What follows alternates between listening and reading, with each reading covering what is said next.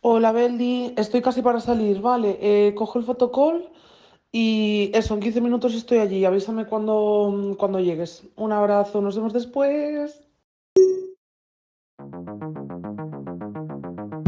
Non podía chegar a pensar que eu era unha pringada máis, que as noites en Compostela eran frías e que todo sería igual, mais o tempo pasa por min e sinto medo de ficar aquí, mais o Pringadas, xorde, cando eu rematara a carreira de proxecto visual, estaba un pouco perdida. E é verdade que tiña moitas ganas de escribir algo meu, algo que, pues, que me definiera como creativa. não sei que já não sei dissimular que o meu fogar começa a estar em ti.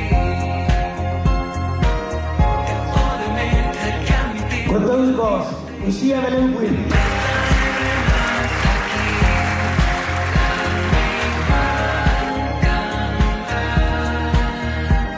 que sou uma pringada a mais. A mí sempre me gustou moito a música, fundamental, non só os cines, sabes?